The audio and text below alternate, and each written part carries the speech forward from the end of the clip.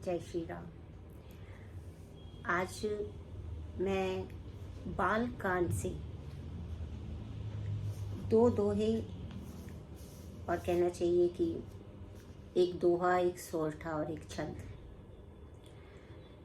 इनके माध्यम से एक छोटी सी कथा यहाँ पर कहना चाहूँगी। और यहाँ पर मैं ये भी बताना चाहूँगी कि इस पूरे प्रसंग में भगवान की लीला तो है ही अपनी जगह पर, परंतु आज के युग में भी हम देखेंगे कि पूरी रामचरितमानस का एक एक दोहा, एक एक सोरठा, एक एक छंद, सभी कुछ अत्यंत शिक्षाप्रद है। परंतु सभी का वर्णन करना तो संभव नहीं है, और अपनी अल्प बुद्धि से ये एक छोटा सा अंश यहाँ आपके साथ में पहले पढ़ेंगे, पाठ भी करेंगे, और फिर उन चीज़ों को अपने इस युग के अनुरूप भी समझने का प्रयास करेंगे। तो यहाँ पर बात ऐसी थी कि भगवान शिव पार्वती जी को राम की कथा कहते हैं और राम को वो नमन करते हैं। तो यहाँ पर क्या है कि सीता जी देख रही हैं कि भगवान राम जो है वो माता सीता के वियोग में किसी सामान्य व्यक्ति के समान इधर उधर भटक रहे हैं। तो सीता जी के मन में कुछ संशय उत्पन्न हो रहे हैं, और फिर वो किस प्रकार का है उसी के विषय में ये एक छोटा सा जो है वो अंश है। तो बालकांड का 50वां दोहा यहाँ पर जो है वहाँ से प्रारंभ करते हैं, और इसके पश्चात जो 51वां दोहा होगा, सोरठा है निश्चित रूप से, बीच में एक छंद आएगा, उसका पहले पाठ करते हैं और फिर उसके विषय में साथ साथ बात भी करते हैं। राम कथा है। प्रभु राम से अनुमति लेकर, प्रभु राम का आशीर्वाद ही प्राप्त करके आज आपके समक्ष उपस्थित हूँ। मुझे विश्वास है कि आप इसका उसी भाव से अभिनंदन करेंगे जैसा कि हम भगवान राम के उनके नाम अक्षरों का अभिनंदन करते हैं। ब्रह्म जो व्यापक विरज अज, अकल अनीह अभेद, सो की देह दर होई नर, जाहि न जानत वेद। वो कहते हैं कि जो ब्रह्म सर्वव्यापक है और माया रहित हैं, अजन्मा हैं, अगोचर हैं। अगोचर का अर्थ है जो हमें अपनी इंद्रियों से दिखाई नहीं दे रहे हैं, जो इच्छा रहित हैं, जो भेद रहित हैं, और जिसे वेद भी नहीं जानते हैं। क्या वह देह धारण करके मनुष्य हो सकता है? ऐसा एक प्रश्न जो है वो माँ पार्वती के भीतर भी उत्पन्न होता है और हम सबके भीतर भी उत्पन्न होता है। विष्णु जो सुर हित नर तन धारी, सो सर्वज्ञ जथा त्रिपुरारी, खोजई सो की अज्ञ इव नारी, ज्ञान धाम श्रीपति असुरारी। क्या है कि जो देवताओं के लिए मनुष्य शरीर धारण करने वाले जो भगवान विष्णु हैं, वे भी शिवजी के भांति ही सर्वज्ञ हैं। वे ज्ञान के भंडार हैं, वो लक्ष्मीपति हैं, असुरों के शत्रु हैं। और भगवान विष्णु क्या अज्ञानी की तरह अपनी स्त्री को खोजेंगे? है ना? क्योंकि कैसे हो सकता है ये, हम तो सब जानते हैं, फिर वो इस प्रकार से क्यों घूम रहे हैं? तो भगवान की लीला का आप वर्णन देखिए कि भगवान इतनी सुंदर लीला करते हैं, इतनी अच्छी लीला करते हैं कि स्वयं माँ पार्वती ये विवश हो रही हैं सोचने पर शंभु गिरा पुनि मृषा न होई, शिव सर्वज्ञ जान सब कोई। अस संशय मन भयउ अपारा, होई न हृदय प्रबोध प्रचारा। अब माँ पार्वती क्या सोच रही हैं कि फिर ऐसा उनके मन में आ रहा है कि जब वो सब कुछ है, असुरारी हैं, भगवान विष्णु हैं, सर्वज्ञ हैं, फिर वो अपनी स्त्री को ऐसे क्यों ढूंढ रहे हैं अज्ञानी के भांति। लेकिन दूसरी ओर क्या संशय हो रहा है कि भगवान शिव ने कहा है तो उनकी कहा हुआ बात झूठ तो हो नहीं सकती, मृषा नहीं होगी। और वो भी क्योंकि भगवान शिव भी सर्वज्ञ हैं, तो इसलिए बहुत भारी संशय उनमें उत्पन्न हो गया और किसी भी तरह से हृदय में जो है वो ज्ञान का प्रादुर्भाव नहीं हो रहा है। तो हम ये देखेंगे कि हमारे जीवन में भी जब डाउट होता है, संशय होता है, तो क्या होता है कि हमें जो है कोई बहुत जानकार व्यक्ति भी कुछ बता रहा होता है, परंतु जो हमारा प्रत्यक्ष, जो हमारा अल्प अनुभव है, वो वहां तक पहुंच नहीं पा रहा होता है। तो हमें संशय हो जाता है कि ये दिख भी ऐसा नहीं रहा है और फिर जो बताने वाला है वो भी बड़ा ज्ञानी है, तो करें क्या।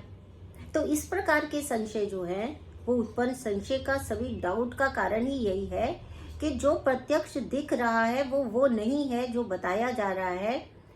पर अब जो बताया जा रहा है, जिसके द्वारा बताया जा रहा है, वो इतना ज्ञानी है कि उसका कहा झूठ भी नहीं हो सकता। परंतु हम अपनी जो हमारी ये स्थूल इंद्रियां हैं, जो अल्प ज्ञानी इंद्रियां हैं, जिनकी पहुंच बहुत कम है, और फिर भी हम उनके अधीन हैं, तो हम उस बात को मान नहीं पा रहे होते हैं। तो संशय आने का कारण यही है, संशय का कारण यही है कि ज्ञान को प्राप्त करने की सबसे बड़ी बाधा जो है वो यह स्थूल इंद्रियां हैं, जो कि उसे ही सत्य मानती हैं जो प्रत्यक्ष दिख रहा है, जबकि प्रत्यक्ष जो है वो बहुत कम है और अप्रत्यक्ष या परोक्ष जो है वो बहुत अधिक है। इसका प्रमाण है कि जो नेत्र सब कुछ देखते हैं वो स्वयं को नहीं देख पाते हैं। वो ऑप्टिक नर्व उसे खुद को दिखाई नहीं देती है। तो आगे बढ़ते हैं। यद्यपि प्रगट न कहु भवानी, हर अंतर्यामी सब जानी। सुनहि सती तव नारी सुभाव, संशय अस न धरे उर्गाओ। अब यहाँ पर क्या कहते हैं कि यद्यपि भवानी ने कुछ भी प्रकट रूप से कहा नहीं, ये उनके मन में ही चल रहा है, लेकिन भगवान शिव तो कैसे हैं, वो तो बहुत ही वो सर्वज्ञ है, वो सर्वज्ञानी है, अंतर्यामी है। अंतर्यामी का अर्थ है कि अंदर प्रवेश कर जाते हैं। तो वो प्रविष्ट होकर उन्होंने देख लिया कि उन्होंने कहा कि हे सती सुनो, तुम नारी का स्वभाव हो, इसीलिए ये जो संशय कर रही हो, संशय करना तुम्हारा स्वभाव है, ऐसा संदेह, संशय अस न धरे और काऊ, कोई किसी प्रकार का संशय मत करो। अब यहाँ पर बड़ी ही आधुनिक काल में तो एक से एक जो है रामचरितमानस में त्रुटियां जो है वो छिद्रान्वेषण, मतलब उसमें ढूंढने का प्रयास किया जा रहा है। तो यहाँ पर भी बोलेंगे जो ये सब नारी शक्ति का झंडा उठाने वाले लोग बोल सकते हैं कि नारी कहा उन्होंने, डिस्क्रिमिनेट करते हैं। क्या नारी संशय रखती है? नारी का स्वभाव संशय करना है? तो इस बात पे कोई भी इसे अकारण लेना नहीं चाहिए, क्योंकि आप सभी जानते हैं कि जो नारी होती है, प्रत्येक युग में, प्रत्येक युद्ध में, प्रत्येक समय में जो नारी है वो केंद्र बिंदु है इस संसार का।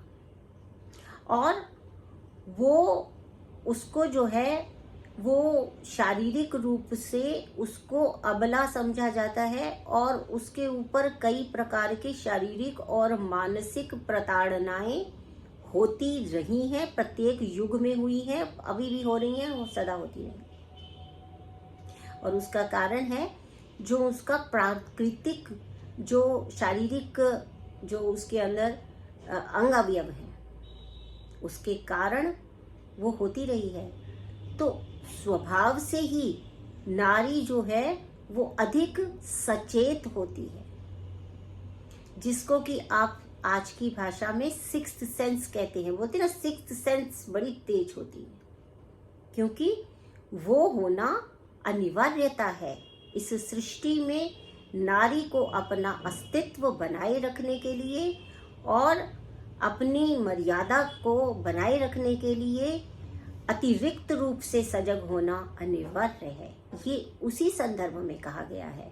किसी भी प्रकार से नारी के स्वभाव की यह त्रुटि ना हो करके यह उसकी सबसे बड़ी शक्ति है। क्योंकि जब तक हम संशय नहीं करते हैं, जब तक हमारे मन में कोई डाउट नहीं आता है, तब तक हम उसके विषय में और अधिक जानने की चेष्टा भी नहीं करते हैं। जब संशय होता है तभी जान के उसको, उस संशय को मिटाने के लिए, अधिक उसमें गंभीरता से उतरने के लिए, ज्ञान की प्राप्ति के लिए वो जिज्ञासा होती है। तो संशय अपने आप में कोई त्रुटि नहीं है। तो यहाँ इस संदर्भ यह है।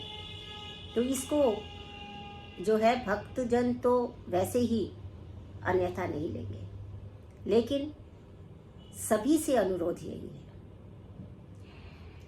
जासु कथा कुंभज ऋषि गाई, भगति जासु मैं मुनि सुनाई। सोई मम इष्ट देव रघुवीरा, सेवत जाहि सदा मुनि धीरा। भगवान कहते हैं इसमें संशय मत करो। शिव जी भगवान कह रहे हैं कि जो मैंने अगस्त्य ऋषि से जो गान गाया गया है, जिसकी भक्ति जो है मैंने सुनी, मुनि को सुनाई, और वही मेरे इष्ट देव कौन है? रघुवीर जी हैं, जिनकी सेवा सदा कौन करता है? मुनि, ज्ञानी मुनि सदा करते रहते हैं। मुनि धीर जोगी सिद्ध संतत, विमल मन जेहि ध्यावहि। कहिने तीन गम पुराण आगम, जासु कीरति गावहि। सोहि राम व्यापक ब्रह्म भुवन, निकाय पति मायाधनि। अवतरऊ अपने भगत हित, निज तंत्र नित रघुकुल मणि। जय श्री राम। यानी ज्ञानी, योगी, मुनि और सिद्ध निरंतर निर्मल चित्त से जिनका ध्यान करते हैं, जो कि वेद, पुराण और शास्त्र नेति नेति कहकर जिनकी कीर्ति गाते हैं, उन्हीं सर्वव्यापक समस्त ब्रह्मांडों के स्वामी, मायापति, नित्य परम स्वतंत्र ब्रह्म रूप भगवान श्री राम जी ने अपने भक्तों के हित के लिए अपनी इच्छा से रघुकुल के मणि के रूप में अवतार लिया है। तो भगवान शिव पूरी तरह से भगवान राम के चरित्र का सांगोपांग वर्णन यहाँ पर कर रहे हैं। परंतु यद्यपि कहु शिव बार बहु, लाग न रूप देश। हरि माया बल जान जिए, बोले भी हसी महेश। अब क्या हुआ कि इतना भगवान बता रहे हैं। वैसे तो माँ पार्वती भगवान शिव पे पूरी तरह से विश्वास रखती हैं, भगवान शिव को सर्वज्ञ मानती हैं, भगवान शिव की आज्ञा का अनुसरण करती हैं, अनुकरण भी करती हैं, अनुसरण भी करती हैं। परंतु इस समय जो है क्या कह रहे हैं कि यद्यपि कहो शिव बार बहु, बहुत बार शिव जी समझा रहे हैं, फिर भी लाग न और उपदेश, फिर भी मन को जच नहीं रहा। तो भगवान क्या कर रहे हैं? हरि माया बल जान जिए। ये हरि की माया है, यानी जब भगवान मोहित कर देते हैं, माया के अभिभूत कर देते हैं, तो फिर कुछ नहीं हो सकता। इसीलिए भगवान शिव ने जान लिया कि इतना समझाने पर भी, इतना बताने पर भी अगर माँ पार्वती के मन में संदेह नहीं जा रहा है, तो इसका मतलब है भगवान की माया प्रबल हो गई है। और इसीलिए हंस के महेश भगवान शिव क्या बोल रहे हैं? जो तुमरे मन अति संदेहु, तऊ किन जाई परीक्षा लेहू। तब लगी बैठ अहूँ बट छाही, जब लगी तुम एहू मोहि पाही। तो उन्होंने कहा कि ठीक है, अगर मेरे इतना समझाने पर भी तुम्हारे मन में संशय है ही, तो फिर तुम खुद जाके परीक्षा कर लो, और तब तक मैं इसी वृक्ष के नीचे, तब तक मैं इसी बड़ की छांव में बैठा हुआ हूँ, तुम्हारी प्रतीक्षा कर रहा हूँ। तो यहाँ क्या है कि यदि किसी भी प्रकार से समझाने पर किसी को समझ में नहीं आता है, तो फिर क्या ऑप्शन बचता है? फिर यही बचता है कि ठीक है भाई, जाके फिर तुम खुद ही जो है परीक्षा कर लो, अपने आप ही परीक्षा करके देख लो, आगे जाओ और देखो कि क्या होता है। तो जैसे जाई मोह भ्रम भारी, करऊ सुजतन विवेक विचारी। चली सती शिव आयस पाई, करही विचार करऊं का भाई। अब क्या हुआ कि भगवान शिव ने तो स्वतंत्र कर दिया। उन्होंने कहा कि ठीक है, अगर मेरे समझाने से और किसी भी चीज़ से समझ नहीं आ रहा है, तो जाओ जाके खुद ही परीक्षा कर लो, और वही काम करो जिससे ये तुम्हारे सारे भ्रम दूर हो जाए। तो अब सती जो हैं, माँ पार्वती सती जो हैं, वो अपनी भगवान से आज्ञा पाकर कर ही विचार करूँगा भाई, विचार करते हुए जा रही हैं कि अब मैं क्या करूं। लेकिन आगे जो बात है वो बड़ी महत्वपूर्ण है। वो तो चली गई अपना भ्रम दूर करने के लिए, मगर शिव क्या सोच रहे हैं? यहाँ शंभु असमन अनुमाना, दक्ष सुता कहु नहीं कल्याणा। मोरेहु कहे न संशय जाई, विधि विपरीत भलाई नाही। तो यहाँ पर ये बहुत ही सोचने की बात है कि शिव जी ने उनको आज्ञा दे दी है, लेकिन वो अपने मन में सोच रहे हैं। उन्हें पता है कि मेरे कहने से भी अगर उन्हें समझ में नहीं आया है, तो इसका मतलब ये है कि दक्ष सुता अर्थात माँ पार्वती जो है, उनका कहीं भी कल्याण नहीं है, क्योंकि इसका मतलब है कि विधि विपरीत भलाई नाही। जो ये विधाता ही उल्टे हैं, अब सती का कुछ नहीं हो सकता। अर्थात यदि कोई ऐसा व्यक्ति, कोई ऐसा प्राणी हमें समझा रहा है जो कल्याण का पर्याय है, जो केवल कल्याण के विषय में ही सोचता है। अब सबसे अधिक कल्याण सोचने वाले इस धरती पर माता और पिता के अतिरिक्त और कोई नहीं होता है। वो मालूम है, बच्चे को भी पता है कि वो अत्यंत कल्याणकारी, मेरे लिए कल्याण ही सोचेंगे। लेकिन जब कभी भी विधाता विपरीत हो जाते हैं, क्योंकि माता पिता हो या कोई भी हो, ये तो पक्का है कि जो विधि का विधान है उसको टाला नहीं जा सकता है, जो भाग्य में लिखा है उसको मोड़ा नहीं जा सकता है। इसीलिए जब विधाता ही विपरीत हो, जब भाग्य ही विपरीत होता है, तभी ऐसा होता है कि जो कल्याणकारी वचन है वो समझ में आने बंद हो जाते हैं, और भ्रम जो है वो दूर नहीं होता है। ऐसा होता है क्योंकि जो विधि का विधान है उसे कोई भी नहीं टाल सकता है। तो यहाँ पर वही बताया जा रहा है। फिर क्या कहते हैं, लेकिन अब क्या होता है, चिंता होती है। माता पिता जानते हैं हम कल्याण की बात बता रहे हैं, बच्चा समझने को तैयार नहीं होता। आज के युग में भी देखते हैं, हर युग में देखते हैं, बच्चा समझने को तैयार नहीं है। वो कहता है कि नहीं, मुझे खुद जाके देखना है, मैं भी तो एक्सपेरिमेंट करूंगा, मैं भी तो बड़ा हो गया हूं। अब उसमें कर क्या सकते हैं? क्या कर सकते हैं जब ऐसी स्थिति आ जाए कि हम कुछ अच्छा करने की तरफ बढ़ रहे हैं, हम अपने किसी परिजन को कुछ समझाने का प्रयास कर रहे हैं, या कोई हमें समझाने का प्रयास कर रहा है और हमारी समझ में नहीं आ रहा है, जबकि हम ये जानते हैं कि जो हमें समझा रहा है वो केवल और केवल हमारा कल्याण चाहता है, परंतु फिर भी हमारी बुद्धि, हमारा हृदय उसको हृदयंगम नहीं कर रहा है। तो इसका अर्थ है कि कहीं ना कहीं जो नियति ने लिख दिया है उसको होके रहना है, वो टाला नहीं जा सकता है, तो ऐसे में यदि मान लीजिए कि कोई पेरेंट्स है और वो बच्चा नहीं मान रहा है और चला गया, या ऐसी बहुत सारी परिस्थितियां हैं, बच्चा और पेरेंट्स की बात नहीं है, जीवन में ऐसी कई परिस्थितियां आती हैं जहां हम चाहते हैं कि सब कुछ सही हो जाए, परंतु वो सही होता नहीं। तो ऐसे में आजकल आप देखते हैं कि कितनी तरह के जो हैं वो विषाद हो जाते हैं, डिप्रेशन, एंजाइटी, सुसाइड्स, मर्डर्स। क्यों? क्योंकि हम चाहते हैं कि अच्छा हो जाए, लेकिन सब कुछ हमारे कंट्रोल में नहीं है।